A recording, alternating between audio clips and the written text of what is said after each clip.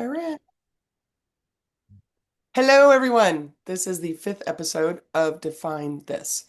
I'm Daphne Russell, and this is Define This, a space where we reclaim and reimagine the words we think we understand.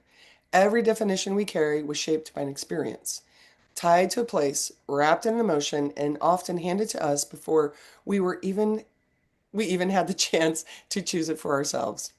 Here we slow down, we ask different questions, and we listen closely, not to what the dictionary says, but to what life has taught us. Each episode begins with one word and one person's lived definition. Thank you for being here. Let's begin. Today's guest, and to find this, is Rashad Young. And we met on Threads. Threads. Instagram. Threads. It was on Threads. We Yeah. became buddies on Threads, and then I was on his podcast, and I'm like reached out immediately to ask if he wanted to be here with me, with all of you, and I'm excited to have Rashad, and he's going to introduce what he's going to define today. Oh, thank you so much for that. No, first off, the power of social media is just, I feel like I've just been meeting so many great people like yourself and others. So I really appreciate you allowing me to be on your platform. It's like, who's interviewing who. So Is it? I also appreciate you being on mine, and then your episode is coming out soon. So, a little bit about me, real quick.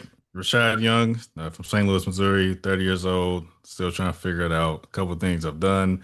I'm an educator at heart, so a school counselor. I am a counselor in training, which means I'm in the process of becoming a licensed therapist. Got some ways to go, but we're getting there, seeing clients, and also an author of two books. So I like to talk about self-help, self-discovery, is a little bit of poetry. But my word for this podcast is authenticity, being authentic. Yes, that is exciting. My last guest, PJ Temple, also talked about authenticity, and I just think, what else are we doing, right? So Yeah. you go tell us how do you see authenticity? What is it to So you? actually, so I had a conversation with somebody about this, and I think it was like the perfect timing in regards to understanding what it means. Because I was telling them like I don't know as people really are being authentic to our true self. I think a lot of us at times we are trying to figure it out, as we kind of mentioned, as we continue to try to do different things. What does it look like to be authentic? We often can place ourselves in different boxes and spaces because of the environments that we're in. And so I think you really experience freedom when you truly are yourself. You're pretty much saying, I don't care who's in this room. I'm going to be myself. I'm going to be open. I'm going to be receptive. And I'm going to be me in this purest form and expressing it because I think it's really important for us as individuals to really navigate that in the best way possible, to be ourselves and to be true to ourselves. We already live in a life where we have to constantly find ways to prove ourselves to other people. Why not prove ourselves to be authentic and to love ourselves authentically as well? That's its own podcast, like for your own show, like what you just said. Like you just summed it up so perfectly.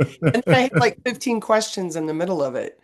Um, I like what you said about, let's just start with, I like what you said about the room, right? Because you were saying the space where you are, and Yep. that there's so much going on in that space. I do Tai Chi. Um, and I'm always thinking my whole entire goal, the only goal I have is to be able to walk into any room and Yep. not change, not Yep. be susceptible to what is around me and just remain whole. That's it. That's my whole entire life goal right there. That's everything. I think again, I would challenge us that a lot of us don't do that. A lot of us struggle with that.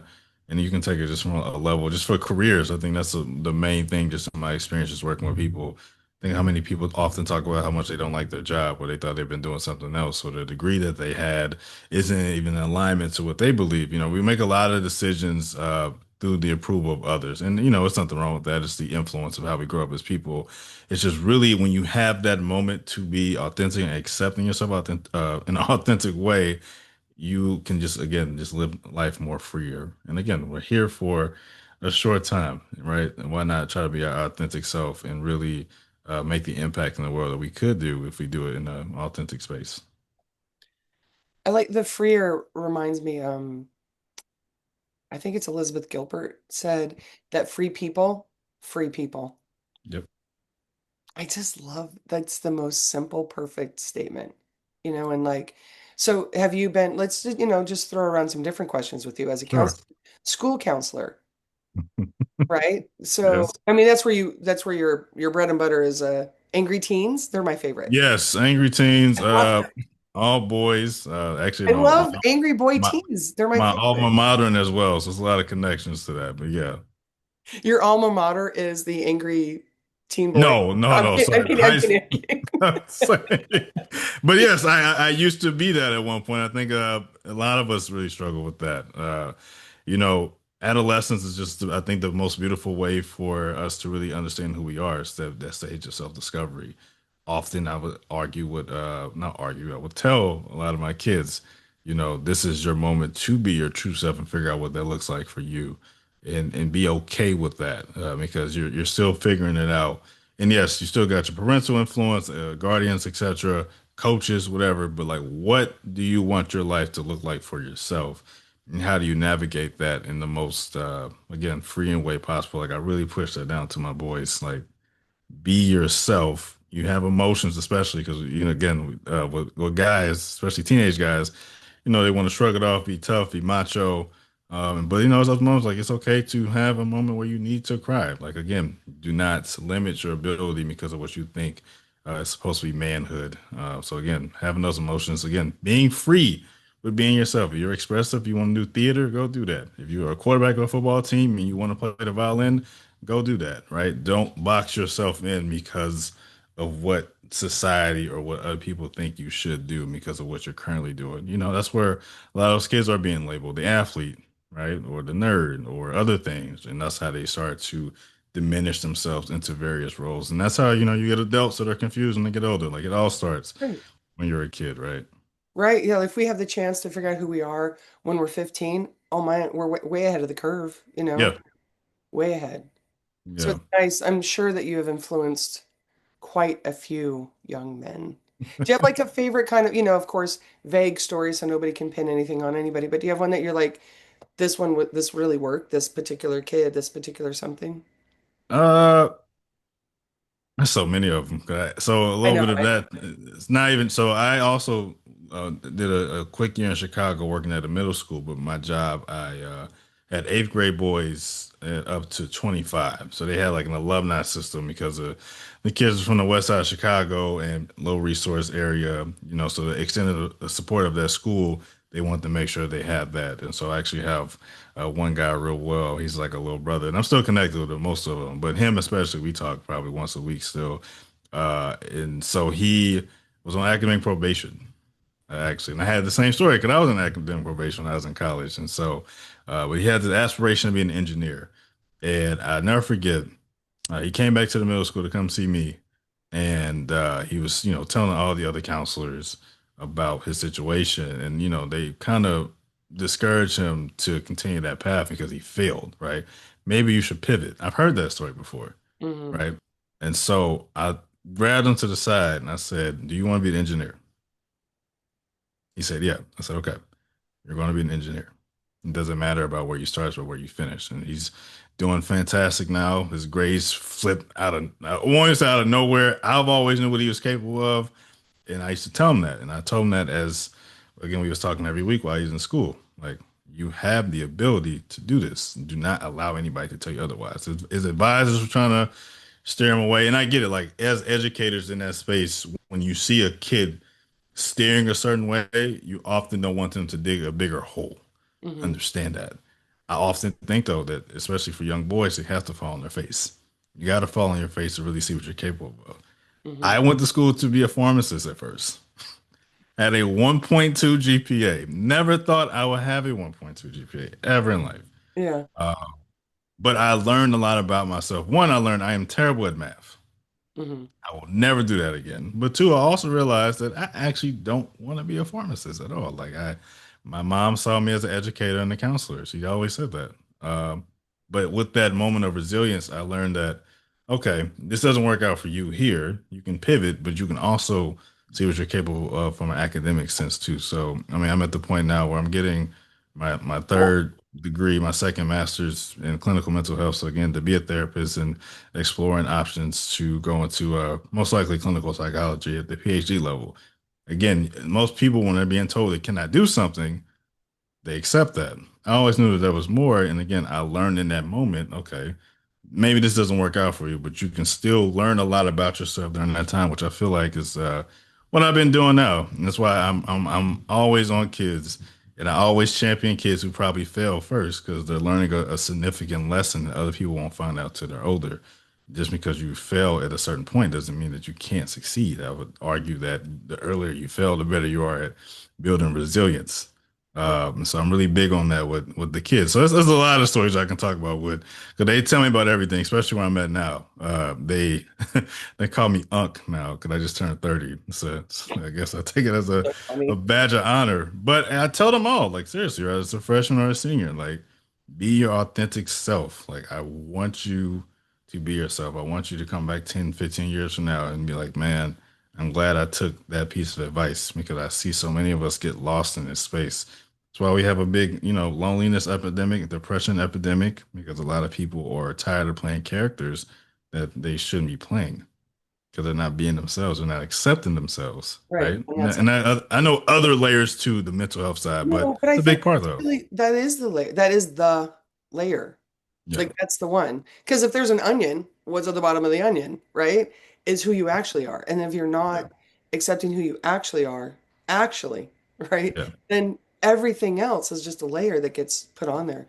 Okay, you 100%. said like 50 things I have to comment on. Go Um, ahead. I Okay, so let's go back to the free people, because Yeah, you just said this guy came and told all these other counselors, and all the other counselors were like, "Oh no, be safe," right? yeah, And I always tell the story about this. There was a superintendent we had in Tucson who was going to be an engineer, and then someone told him to go into education, and I'm like,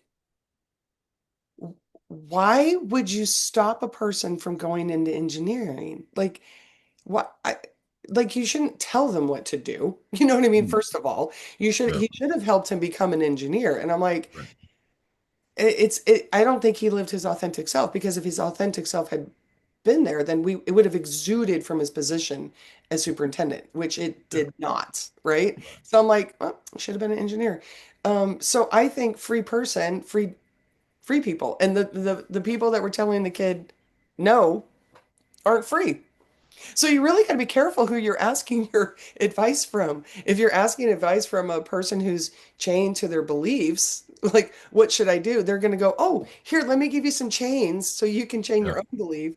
And then they just keep asking and they get the wrong advice. And then they find one person who goes, oh, just be you. And they're like, wait. And if you say it loud enough, the free person can say it loud enough, then hopefully it gets through there. Um, yeah. but you've been probably just So, well, okay, 100 things. Okay, but I love your moment of resilience comment too. Like that should be moment of resilience, like when you're doing all your creating your stuff. That should That's be cute. one. It's a really good little statement, like, and then if you can help the child, I'm sorry, I'm about to tell you something I understand. Sorry, I didn't mean to teach you, but I'm gonna just No, good. You're fine. when those moments happen, what I found is that you have to make sure they see it in order to make it conscious. So Yep. otherwise, they're unconsciously making good choices somewhere scattered in there. But you have to go, oh, what happened then? Oh, did you Yeah. see that? Did you see what I saw? And then Yeah. when they can see themselves through your eyes, that's when that belief starts to shift inside, right? And they're Hmm. like, oh, wait, I'm more than I thought I was. Yeah. Crap, must readjust. Hmm. Yeah. It's one of those things where, again, that's where a lot of my confidence comes in that we're working with people, whether it's, again, in a school setting or even in a clinical setting, because I probably have experienced something that they are talking about. You have relationship problems. I have several stories, right? I can tell you. Right. So I've always been an advocate of, a lot of my failing moments have actually been great lessons I can help other people with. The amount of people that I see weekly from a clinical sense, and whether it's men or women, I swear to you, I feel like I've lived a part of their life, and so I think that's why I have uh, a good eye and understanding on like how to help navigate that. Again, I always say that this worked for me doesn't necessarily mean it's going to work for you, but I think that the core of what has worked for me, a lot of it is just radically accepting these things. The moment you do that, I think that's when you do become free as a person too. It's like a lot of things that we try to fight and combat. We're fighting something that's just not. realistic sometimes. So I think when you give into something, especially if it's like designed for you, again, that's when I think you become a free person. So like my clients who have relationship problems, this relationship probably is not working out for you. Just a suggestion. But as you take a step back and you look at it, you're like, this person might be right. Why is that? And sometimes in that radical acceptance, both parties are able to come together and fix the problem. But it's just radically accepting at that point in time something's not working out, something needs to change. Again, it gives the person the ability to be resilient. I am big on that. Um, so even like my little bro, he knew he was on academic probation. He had to radically accept that he had to do something substantial in order to get that. Instead of steering him away, I said, figure it out. If you want it bad enough, you'll figure it out or ask for help. But don't give up on it because it's your first roadblock and just accept the offering that other people have given you. Because, like you mentioned, a lot of people, I like to say they're more Cajun. A lot of people project their fears onto others. That's why, I don't have kids. But I drill this in parents' heads. Do not project your failures on to your child. Just because they're not working out for you does not mean it's not going to work out for them. Even if it takes them 15 to 20 years, they figure it out. They'll be more fulfilled doing it versus not. Right. So if your kid want to be a starving artist, let them figure it out. Again, from parental sense, I get you don't want your kid to struggle, but that person will be more fulfilled living it because they're living their authentic self. They're doing the dream. You can think about college kids. The last thing I said, college kids, like the admissions process. I used to work in admissions. Kids with doctor family backgrounds. I used to have to steer so many of those kids to just be honest with their parents. These kids want to do theater, Mm-hmm. like they want to do theater, but mom and dad are doctors, and so you know what? I have to go to med school. Okay. And I used to always ask the parents. I understand you're investing in this. I get it. Like, Mm-hmm. is there a is there a substantial financial difference from theater and medical? Yes. Right.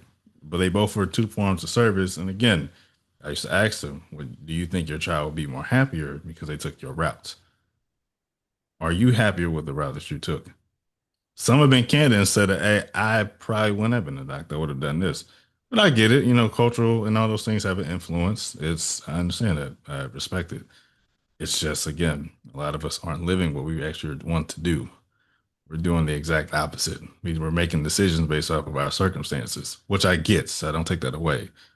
But when you think about the end of people's lives, a lot of the regrets they have is they did not do everything that they always want to do Right. because life got in the way and they did the one thing that they shouldn't have done, which was radically accepted. They never fought that. They didn't fight against their authentic power. And that's what happens. To me, that's how the cycle always continues. But I'll stop there. I know you got more Don't questions. stop there, Jesus. Like, dude, okay. Do you hang out with people that talk like you? Because No. you're amazing. Like Oh, well, thank you. I appreciate that. it's No, I'm blowing my mind. Like I'm a loner at heart. I have brothers, I have a lot of friends, but no, I've learned I can't always because everybody's not going to understand, and it's not nothing against them, no, uh, agreed. It but isn't. it's just it. No, nah, a lot of these combos I keep at a certain level, uh, just because again, it's not them. It's just I know where Yeah. my mind goes and what I'm inspired by. Like I'm 30 years old and I'm listening to like Robert Greene tapes. Like Oh, Robert I Greene know wrote him. like, so like, or I listen to like a lot of older people. And I've Yeah, always done it. I've I know soaked what it you're saying. in. So yeah. Yeah, my friends are always trying to talk about before they laws of power and the laws of nature. So. Oh my God. Okay. Okay. I don't even know where. Okay. It's a lot that can go So there. I know. you're stunning. No, like you're Thank just you. I stunning. Like appreciate I that. feel like my higher self accidentally found you. That's what I keep finding like my higher self goes out like goes on these fishing expeditions, right? And then Yeah. brings back this really amazing thing. And then this part catches up and goes, wow, that was really cool. I'm like, and then my higher self's like, you're so slow. Like I can't wait till it's like they're at the same place, you know? So Yeah. it's Yeah. like That's a how I real met thing. you was like on this beautiful whim. And then I'm like, now you're talking. I'm like, whew. Okay. I want to talk I about two appreciate that. things. like Sure. 55 things, but radical acceptance, are those your words you came up with? No, I will not take that. No, Okay. I cannot tell you where I got that from. There's a book that one of my dear friends Anne gave me. It's like it's something with I gotta think of it, and it might take a second. I might have to. Matter of fact, let me look at my phone real quick. Oh, okay. Okay. If you Because I love don't it. mind, It just flows from you, and you have I can't obviously take the credit. I want to, but embraced I it. can't. That's okay, I but can't take I'm the sure they credit. would support you using it.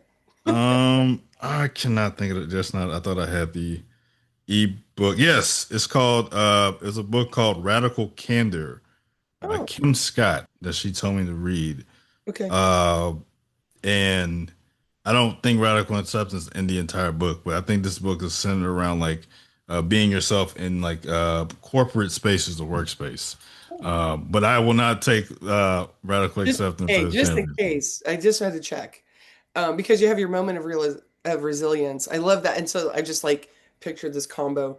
Um, Speaking of stealing stuff, though, someone took. I have never seen literacy justice before, and I saw it, and I was like, did that person steal that from me? Because it really, they had a whole bunch of words that fit words I've been saying. I'm like, did you come up with those, or did you steal mine? Because that's okay. You can steal literacy justice, but it Yeah. is literacy justice, as you know from our talk. But um, Mhm. I want to go back to the parents. Sure. Okay, so one thing that I've recognized, and I heard it from someone, of course, right?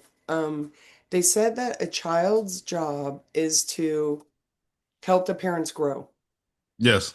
And so I have been on this whenever I'm working with kids and they're like, well, my mom, I'm like, okay, your parents are practice relationships and Yeah. you owe it to them because when you were born, they stopped growing in a sense, and they've just been kind of probably just hovering around in this like survival.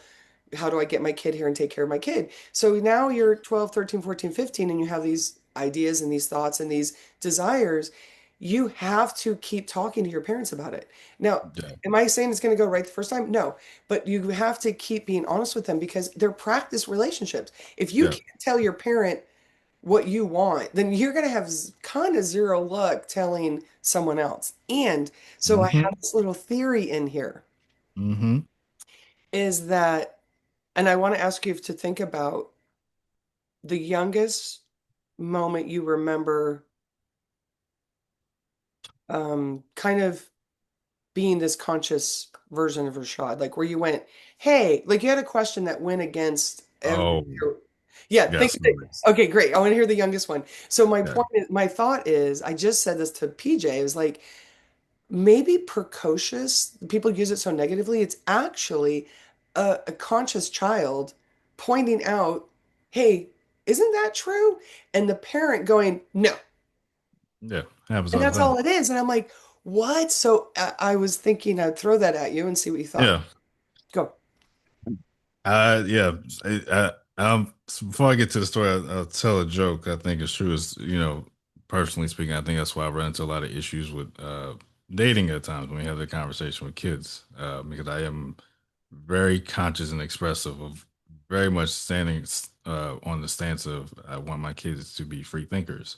Hmm. I honestly want them at 8 and 9 years old to challenge me Hmm. into thinking what they say because I don't want to be like, well, this is what I think, so Right. this is how it should be. Of course, there's certain principles and values I think that should be instilled, but I think the older they get, I would welcome the challenge of I want you to out debate me in what you think is important to you. Because again, if it's important to you enough, I want you to have the confidence to go into any room that you can defend that. Right. And I think I had to learn that because again, and I love my parents dearly. I think they've given me all the great qualities. That yeah, that was sometimes there was a point where we didn't always see the eye to eye with things, Hmm. and just a typical parental fashion. Well, this is what I said, right? Which Right. I get. You got to respect authority, etc.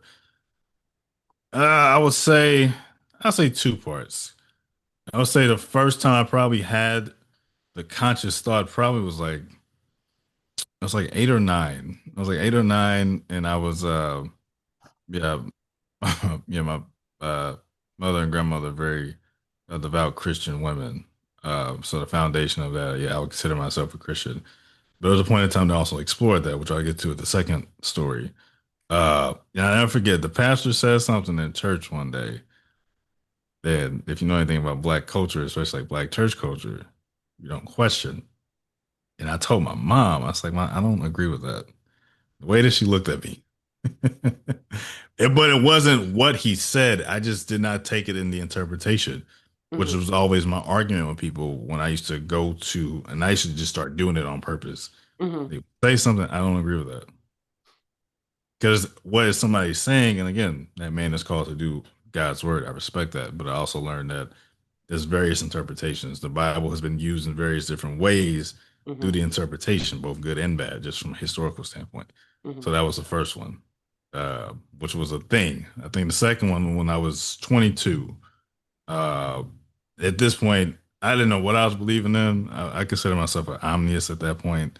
I was believing in everything. I was looking into like Buddhism, everything. Hmm. I had a million questions. Uh, I'll never forget. My mom thought I was actually she was joking, but I think she was serious. She's like, hey, are you atheist? Because just all the things I was saying because of just her beliefs were so strong, Right. which I get.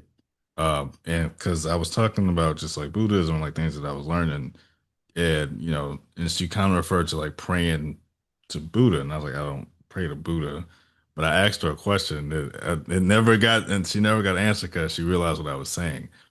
Because we was referring to like praying to things, and I was like, well, you can't control how people what they believe in because when you're born, that kid is essentially assimilated into a religion. They don't know anything about this until it was exposed to them. I Hmm. said, but what's the difference between praying to a cross or wearing a cross necklace? Because something with symbolism Hmm. and people honoring what they believe. Hmm. Like, why is one side more significant than the other? If somebody wants to go in the middle of a mountains and pray to a statue, if somebody wants to go to the mountains and kneel to a cross, you're both are doing the same thing. You're honoring something. So what is right and what is wrong? She didn't have a response for that, but that was to me at that point where I think she was starting to respect just my viewpoint on things because I Oh. saw that everything connected. Hmm. I was like, everybody's believing in something, and I said, have we taken the time to read the readings of what these things are saying? Because I wasn't just reading Buddhism; I was reading Taoism, Hinduism. I'm like, everything is we all saying the same thing here, Right. Right. right?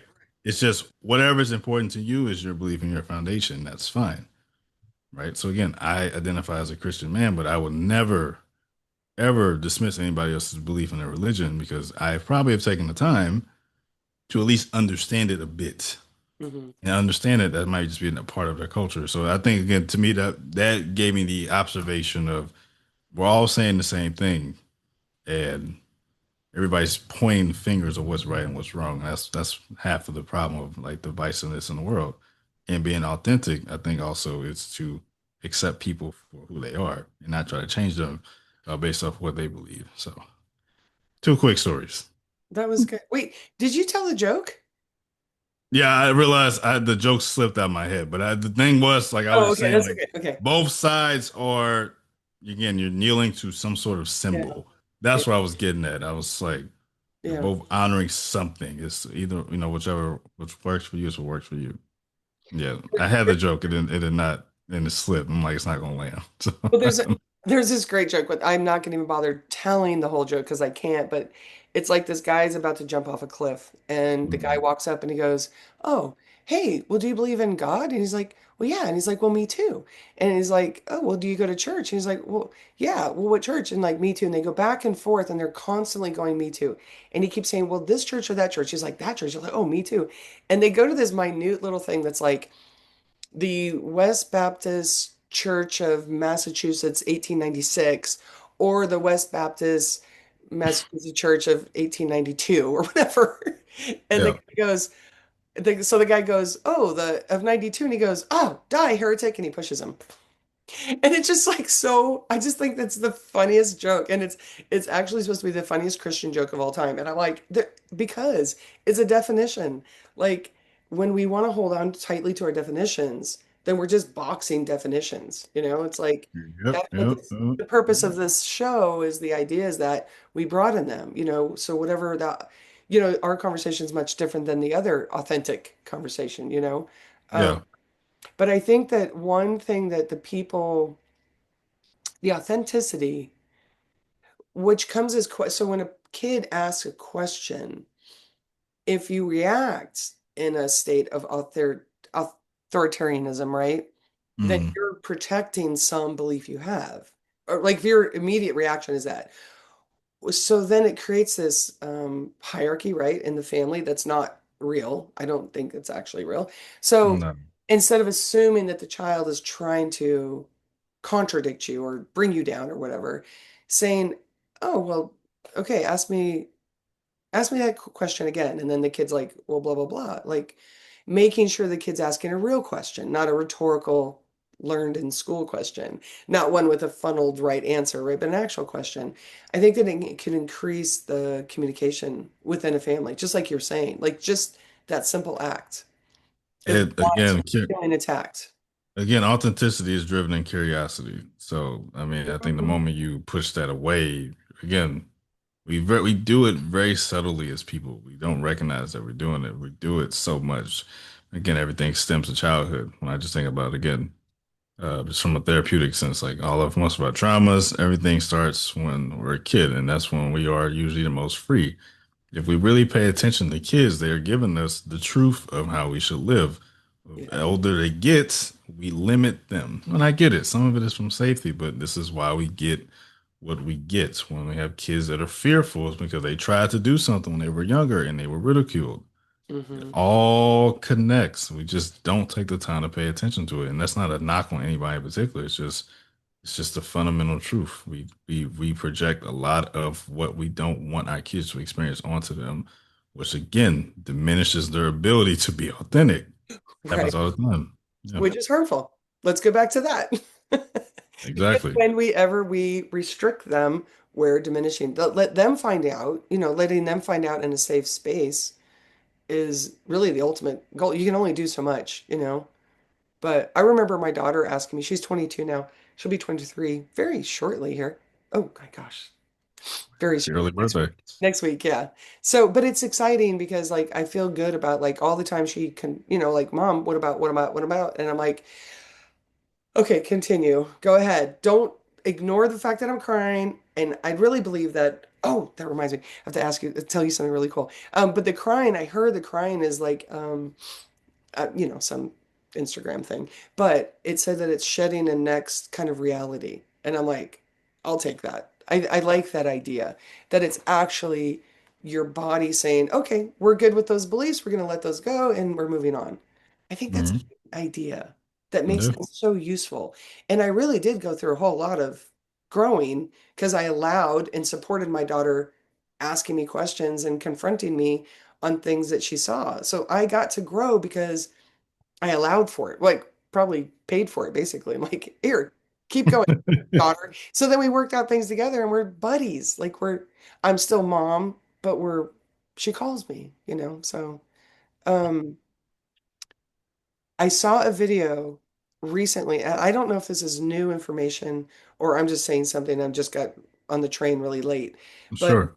there that they at first believed, and this is just, I mean, I saw it and then I saw another thing, but they were measuring people for their vibration of love, and they thought love was the highest vibration. Yeah. And then they found that actually authenticity is the highest vibration. Did you hear that?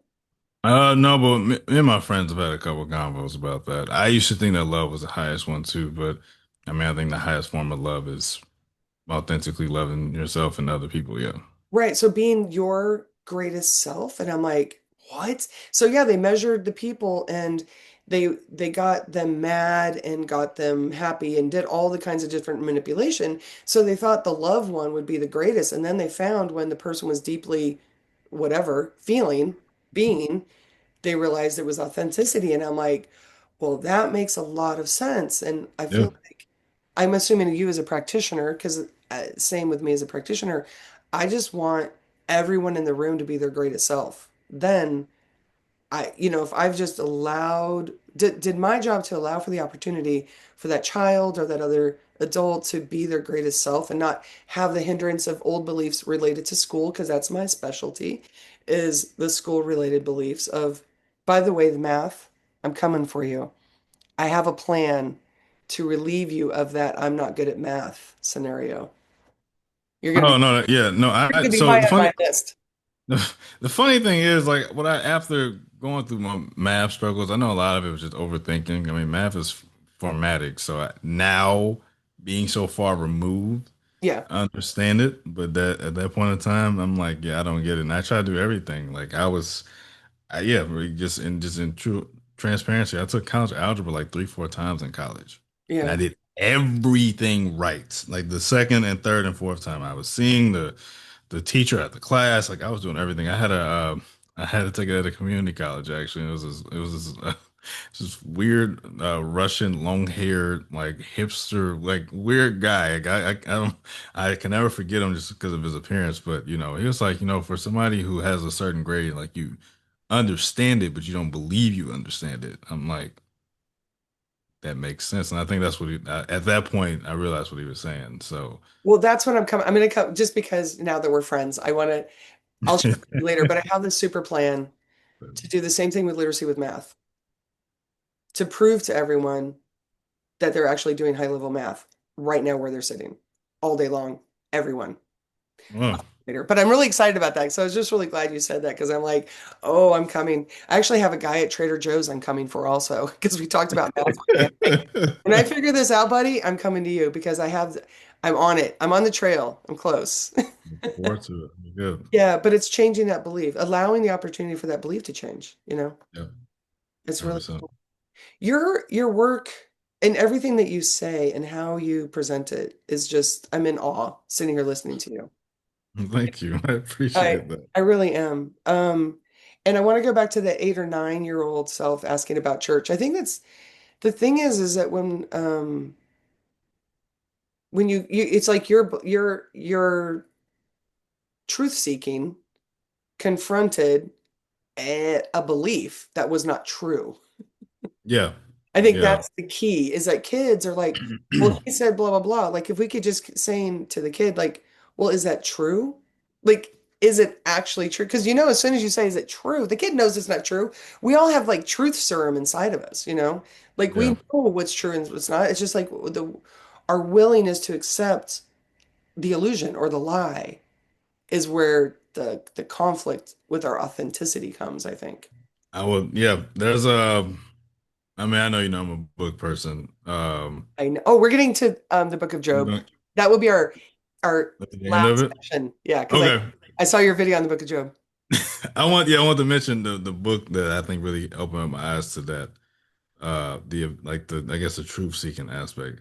Four Mhm. Agreements was one, just Oh, understanding like the power of words and like domestication and how we kind of like every word that we think of and say we can turn into our own beliefs. And then the second book is called Outwitting the Devil by Napoleon Hill.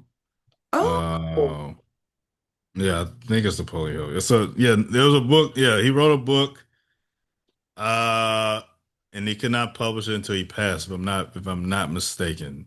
really? Because of the stuff. No, it's I understand why he waited till after he passed. It's a very controversial book. Essentially, uh, I, essentially he does like an interview with the devil, and it's broken down into various parts. Uh, I don't know what he was doing. Let me fact check that before I tell you. I Oh, think it's it is okay. Napoleon. I mean, you I just can if want you to make want. sure. I just want to make sure it's Napoleon Hill, though. I just want to make that Oh, okay. really. I will be buying. I love the idea that it's Napoleon Hill, though. I think yes, it is Napoleon Hill. Yep. Yeah, Oh it's my yeah. gosh. Okay, Yeah, it's that's Napoleon Hill exciting. book. And Okay. so yeah, he interviews it kind of starts with like a build up of what it's about, but yeah, the rest of the book is a good majority of the book is him interviewing the devil, asking him different questions, like what harms us as human beings, which was like drifting. Drifting is like when we allow our minds to just be aloof. And you think about the title or the not the title, the saying like an idle mind, so devil playground. That's how he was saying like that's how he infiltrates people by those who have idle minds who aren't free thinkers.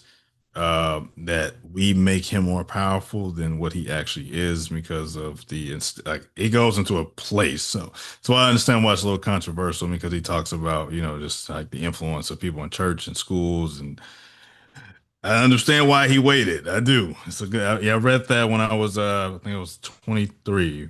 I don't know how it came across to me, but it was a lot to take in at first. It really, but that was one of the first books I feel like opened up my eyes to like there's more here we don't really talk about. So it's something that I often go back to, especially if I am feel like I'm drifting for sure. Like if I don't feel like I'm doing things that are in alignment to what I should be doing. Right. If I'm not being authentic, it's probably a book I would go back to often. That is so interesting. That before we get to the Job, I the how it came to me, I met a guy, actually he was homeless. Home He had no home. And he was at the park where near where I lived, and we would talk every once in a while. And Mhm. he said that this book was looking for him.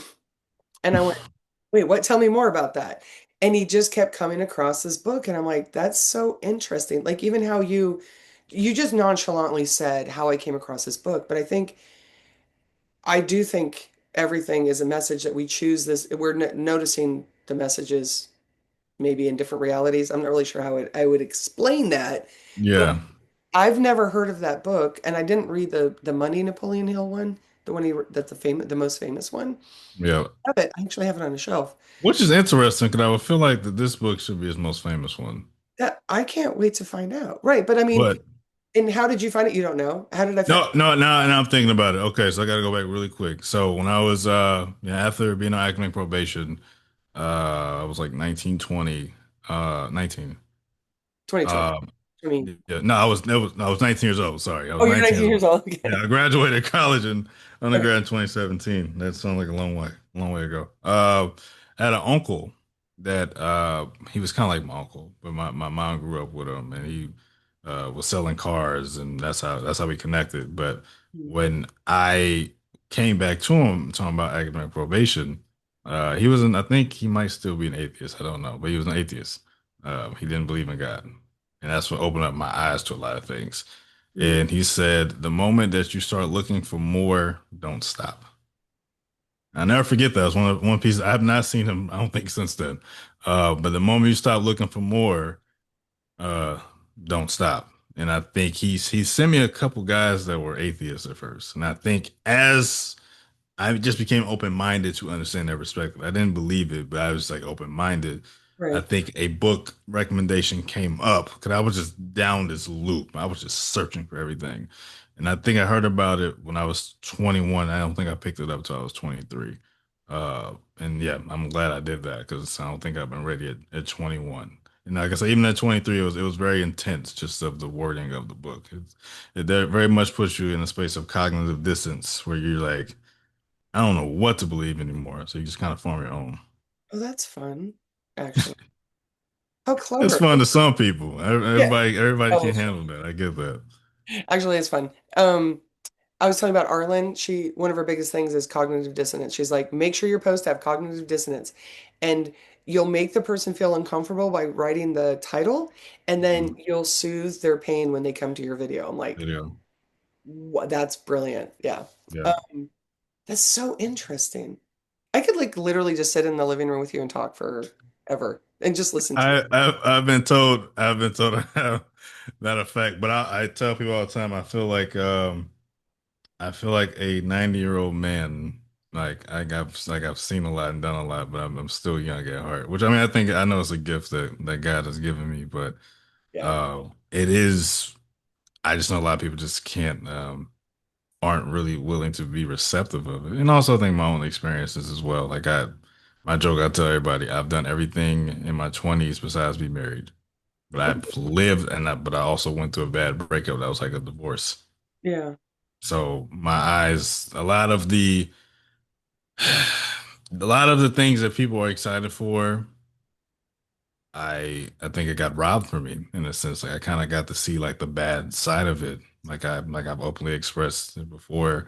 Like I was with somebody for 3 years and she had a daughter and I helped take care of the kid and the relationship ends. Like that type of grief you don't come back from. Like, that's a person that is alive, right? And granted, it's just that we didn't work out. That's what it is. But that connection and losing that part, yeah, that type of grief is it's unbearable. Because again, you know that person's alive. It's a little bit different when they're not, right? You can accept that a little bit more, but to be a part of that, yeah, like viewpoint on children have changed. Still want them, but that the innocence of like what parenthood is like, that's arrived a bit because I've been through that. Uh, I don't, yeah, I'm grateful I went through that because it opened up my eyes, right? So again, when I talk to people, I can understand there's a little bit of naiveness. They think certain things are going to go a certain way, and I get my viewpoint is a little skewed because of my experience. I'm also not jaded by it, which is okay, but I accepted the fact that this is now a possibility that can happen if you're in a relationship with somebody, I have a child. I can no longer not see that no more. Where somebody else could be blinded by love, like, oh, we be together forever. Now I'm like, I know what it looks like, like, and that's okay. But it opened up my eyes in a way that I don't think anything else would have. On top of the book. So again, I've seen it all and done it all. Have not been homeless, Yeah. thank God. But I've seen and lost a lot uh, and handle it as I'm talking to you right now. But the pain doesn't go nowhere. Like you still live with that. You grow better, you learn, you do better. But those wounds that you carry, it stays there. It's like to me, it's like I have. I feel like I've been like through 10 wars and I have like, all this battle armor on and I still have a smile on my face, but I'm very much as wounded as anybody else. I've learned to accept that this is the other aspect of life, which I know we'll talk about Job in a second. That's why I think the book of Job is my favorite chapter in the Bible, because that to me is the reality of life. And between that and Ecclesiastes, but the book of Job to me is the biggest truth about life is that your life can alter in a matter of moments. And what do you do about it? Most people crumble. They lose their faith. They don't ask questions. So you got to keep going while we're here. At least you got to keep going. But I know you got questions about it, so I don't want to No, go no, into. I was just, oh, okay. Well, It. let me just say one thing about what you just said about, let me say two things. One is, I do understand the pain that you're talking about having to leave that child because I had to leave a child in a relationship.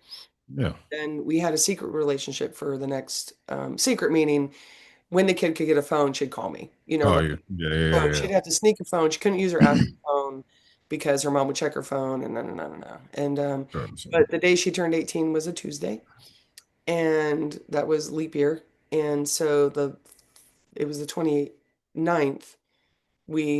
Her mom went to work, we went to her house. I got my car, she had her car, we put all the stuff in it, drove away, and she is now 35. And my heart, like between time, sorry, I didn't mean to cry, but between having Okay. to pull the plug on my mom and leaving that child in that home at 12, 13, that was the two hardest things I ever did in my life.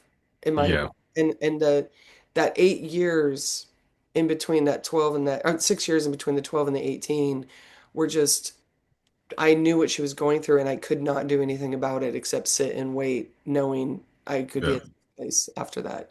So Yeah. I totally know what you're saying. And on that, I do believe that the people that the kids, the school system part that I'm trying to help are the people that are more sensitive, Yeah. who you are, which is why your relationship with math was more easily damaged than someone who is less sensitive. For sure. Yeah, and I think that's a true statement that I'm, exploring. And I just want to share that with you, but on No, the actual video, but appreciate I that. want to tell you something when we get done. But I think that we should just close with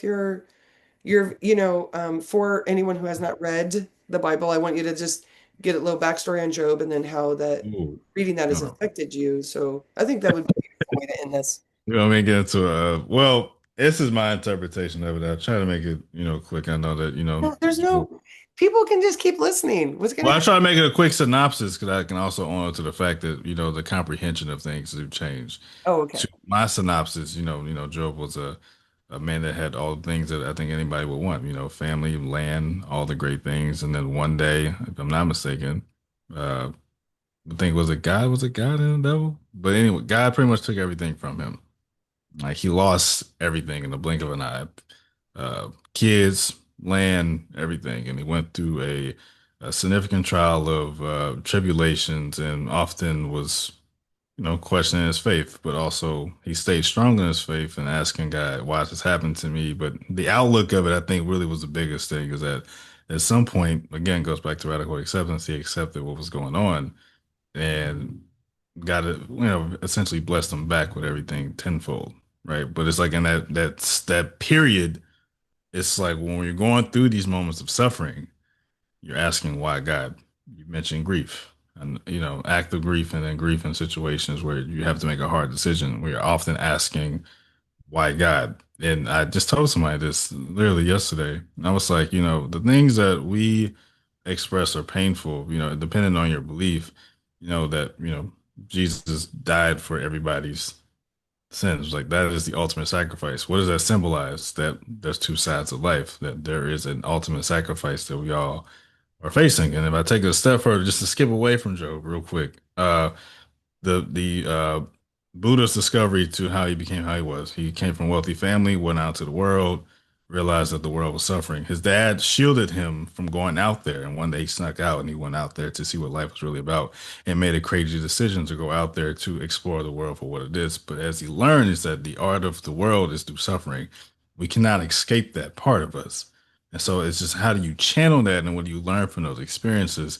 I think it's the thing that I would argue we have to really uh, understand is that, our eyes only see so much. It's like there's so many stages to I can stream of consciousness, right? Like you got what 2D, 3D, 4D, like there's things, right? That's a whole nother thing. Okay, we won't get to that today. Yeah, no, that's a whole nother thing. But again, like it's a part of the evolution of life, unfortunately. I know there's people that are trying to remove suffering and grief and these different things and people dying, but Right. that is going against the authenticity of life. But to tie back into Job, I think why Job is just important to me is because again, I think after that situation, I was challenged in a way that I didn't even realize like how resilient I can be as a person. And again, not a knock to the person I was with in that situation, and but again, that type of grief, I cannot express it uh, as deeply as I want to. It's like it's the pain of that was so deep. Uh, and at one point, it was like 6 months in after you crying yourself to sleep every night, because of the connection. There was a point where I had to look in the mirror and say, "There's nothing you can do about this, right? Right. And you've done your part." You did your part. Somebody's growing and learning, and that person will move on and they will find somebody else, and they did, etc. But the point is, though, you've done your part. If it's meant to be, kids don't forget. If she ever reaches out, then she does. If she doesn't, you have been a part of that child's story in life, and they have a long way to go, and you hope that they are nothing but successful. But again, the pain of that, it opened up my eyes to everything. Again, I don't have a naiveness when it comes to different things anymore. I just don't. But it also gave me the biggest understanding with my faith with God. It's like, okay, you lost a lot and you lost something that's very close to you, and you keep pushing forward. You don't complain about it. You got to sit down and cry about it. Again, I was crying. all, I was crying all the time. Thanksgiving, or first birthday, I was crying, man. But I stayed true to who I was. But it also opened up to my eyes to just areas that I can just continue to grow as a person and to give people perspective. I think that is the beauty when you go through these hard things. As hard as they are, there's somebody else who has not went through it yet. So you have to be a helping hand for them at some point because somebody's going to look at you like, how did you overcome that? Because my friends ask me that all the time. Like, I don't know how you were able to withstand all that with remaining yourself, not losing yourself, not going down uh, a rabbit hole. But I think again, it was reading Job at that point in time. It's like it's a reminder that it's always a level of suffering that we will face and it doesn't go away. So this is your first stage. You can make it through this first stage. There's gonna be a second stage, and there's gonna be a third stage. Right. How did it freeze? We've been perfect and it just froze. I don't know if it's frozen on your side. It's still frozen. I think it's the world telling me I have to like edit a video. I'm gonna stay here for just another minute. I don't know if you can hear me at all, or we'll just start over. Oh, you're back. Are you there? Yeah, it froze. Uh, Are you good? Oh, I'll wait for you. Oh,